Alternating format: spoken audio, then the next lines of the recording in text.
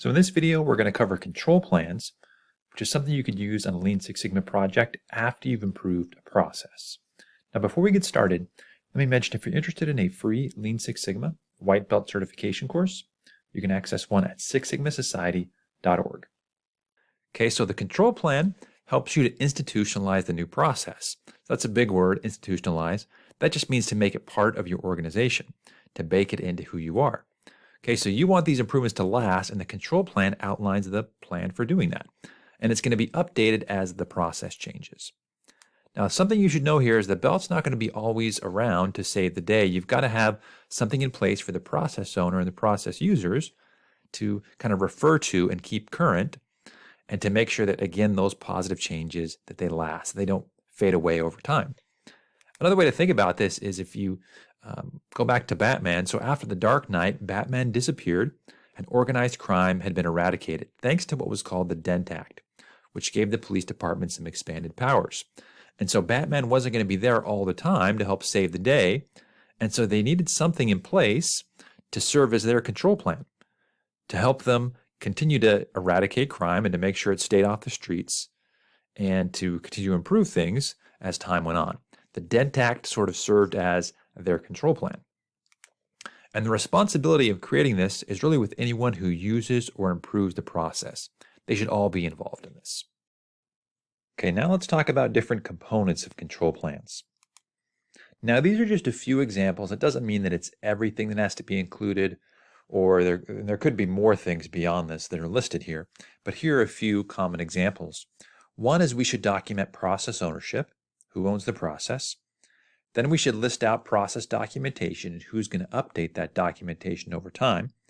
And then we'll talk about how we're going to monitor the process, so measure our key CTQs, and then how we're going to train people on the process over time and how often they should be trained. Okay, so for this section, let's imagine a process at a store, a grocery checkout process, the way that we check out customers. Okay, so you're going to obviously put in that control plan, you're going to document process ownership. Okay, so this is the person who's responsible for the process being improved. They're going to oversee it even when the belt has left. Okay, so for our example, maybe we say it's Susie Smith and she's the director of checkout technology at our store. Now let's talk about process documentation and update procedures. So in our control plan, we should list the documentation that's been created and also who's going to update that over time and maybe how often they're going to review those documents. So plenty of documents get created during our process improvement projects, and they need to be kept current. That's going to be important here. So during the project, the belt is ultimately responsible for the documentation. And after the project, though, the control plan is going to outline those ongoing responsibilities. So who's going to update those and maintain those over time, and how often are they going to update them? So here's an example. Process flowcharts, they're going to be really one of our most key pieces of documentation.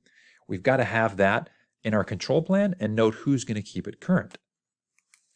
Now let's talk about process monitoring. That's going to be a key part of our control plan. How are we going to measure the process over time? So it's going to say how and when we're going to measure the process and who's going to do it. Okay, so really what we're ultimately wanting to measure here is our key CTQs, our critical to quality characteristics. And control charts are going to be important here. We want to be measuring those CTQs on control charts and addressing or trying to figure out why points are out of control, when and if they are. Okay, so as we look at a control plan, when we talk about process monitoring, you can have a table that looks something like this in it. It could list the process measurement, how that's going to be measured, who's going to measure it, and how often they're going to do it. So let's go back to our example about a grocery store checkout. So let's try to document monitoring activities for Walmart as they implement new self-checkout technology. And so maybe as we think about our grocery checkout process, we have an improvement to implement new self-checkout technology. And now what we want to do is talk about how we're going to monitor our activities, monitor our process over time. So it could look something like this. Maybe two of our key CTQs are the average self-checkout completion time and the percent of self-checkouts that require some human intervention. Okay, so for the first one, average self-checkout completion time, we want to make sure that we actually measure how well self-checkout is working, how long it's taking, because we hope that we could get more customers through that process than actually having a human cashier. And so we'd want to be measuring how long it takes to do that self-checkout. Okay, so let's look at the next column here, how we measure that CTQ. So the register records timestamps when the first item is scanned and when the receipt finishes printing. So we document how that's going to be measured, what the start and the finish points are in this example. Who's going to measure it? The self-checkout register. There's not going to be a human involved, but maybe there's some periodic auditing by a human. And how often will we measure it? Maybe the data is collected in real time and included on a daily executive report, whatever that is. Okay, so there's one process measurement. Another one is the percent of self-checkouts that require human intervention. We want to avoid having to have too many of our cashiers or our customer support staff actually responding to issues that customers have at these self-checkout registers. That sort of defeats the point of cutting down some of our labor costs or being able to reallocate our labor to more value-added activities. Defeats the whole point. And so what percent of self-checkouts require that human intervention?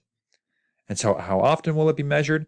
The register flags a transaction when an employee resolves an issue and scans their badge to allow the customer to proceed. So we have these flags in our transactions and our checkouts, and we can based on that determine what percent require that human intervention.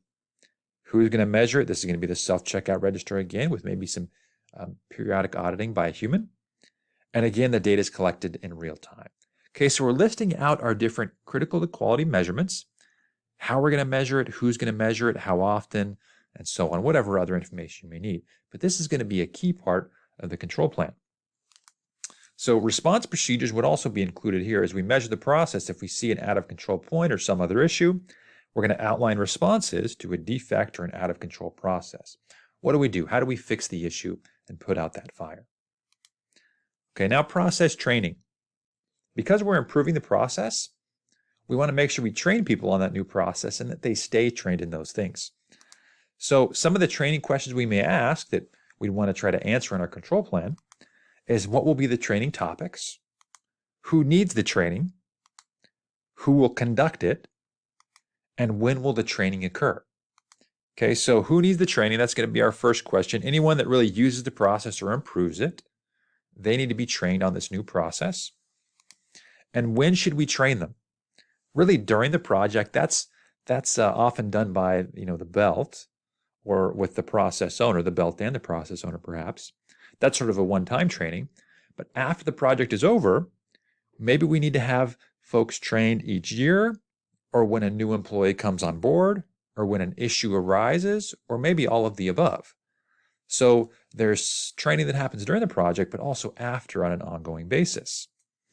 So in your control plan, you can include a table like this to document your training activities. You could have your training topic, who's going to be trained on that, when the training is going to occur, who's going to create the training, and then update the training over time. So let's again go back to our example of this new self-checkout process. So let's document training activities in a control plan for Walmart as they implement a new self-checkout process, new technology to support this. Okay, so here's what maybe that table could look like. And again, this doesn't have to be exactly how it is in the control plan. You could adapt it and tailor it to your own process. But the training topics could be maybe addressing customer checkout problems, maintaining checkout registers, and scheduling checkout assistance. Okay, so these trainings, it looks like, are going to be for different individuals. So addressing customer checkout problems, that could be for checkout assistance. Maybe it occurs every 6 months or when new employees arrive. And then maybe the director of checkout technology is responsible for creating that. And then maybe they update it every 12 months. They review it to make sure it's current.